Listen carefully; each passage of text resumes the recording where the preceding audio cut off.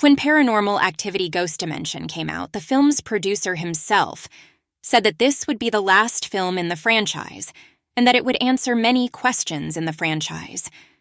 And what happened? In addition to it not being the last film, it left more questions and didn't answer others. When Paranormal Activity Next of Kin came out, news circulated that the Paranormal Activity franchise would have a reboot, even if it was partial. There are people who really believe that the franchise has been rebooted, but come here, do you really believe that? No! So, people, today I'm going to prove it. I'm going to talk about how the heck Next of Kin relates to the other films in the franchise. I'm Alex. This is The Paranormality, an entire channel about paranormal activity, and without further ado, let's go.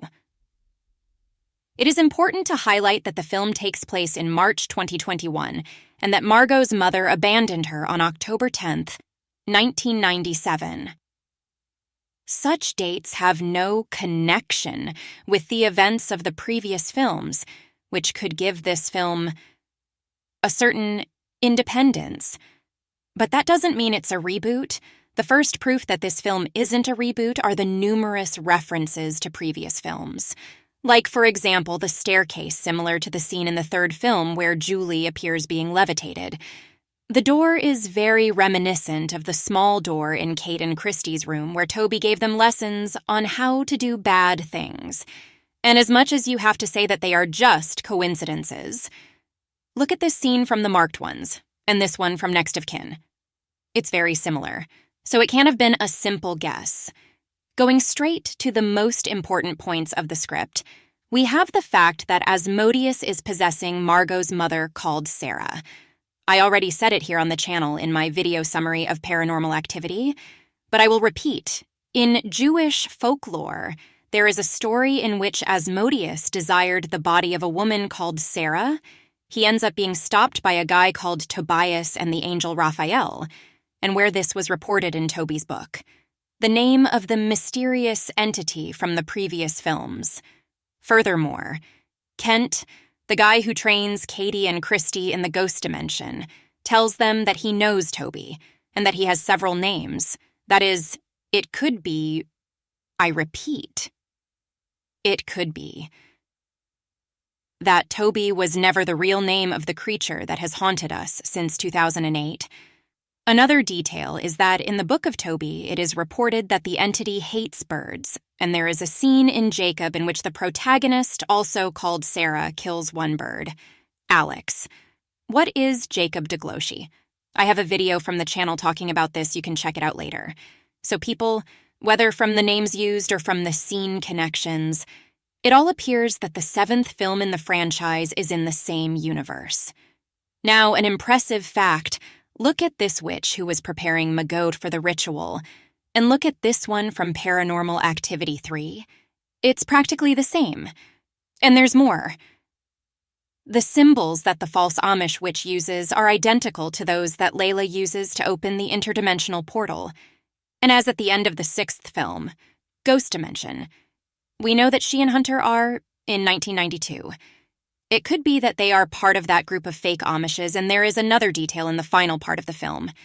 During the scene where Margot and her boyfriend run away from the entity, we have this scene where we see Asmodeus's sexy legs.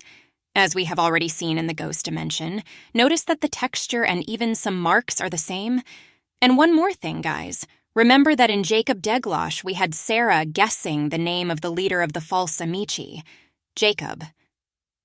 I don't want to imply that the same Jacob, because the first one from 2011 died in the final scene of the viral campaign, and the one from Next of Kin has a different surname.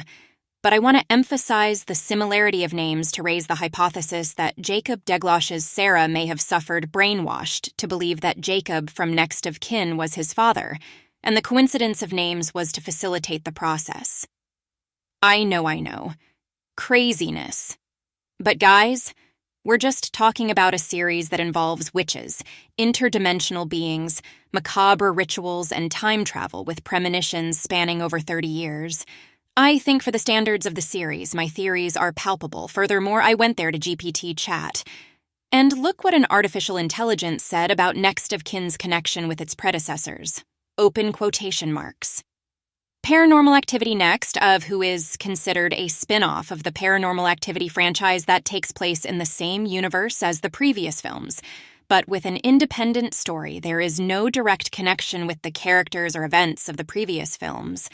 But the film explores the theme and uses some of the filming techniques found in the previous films in the franchise, therefore it can be said that Paranormal Activity, close quotes, in other words, even for ChatGPT, the film is a spin-off that takes place in the same universe, and it makes perfect sense for it to be a spin-off, because all the previous films that had a subtitle were spin-offs. This happened with Paranormal Activity Tokyo, the Marked Ones, and Ghost Dimension.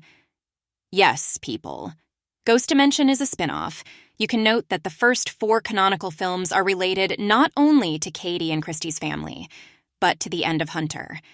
Even the 4th film has this connection.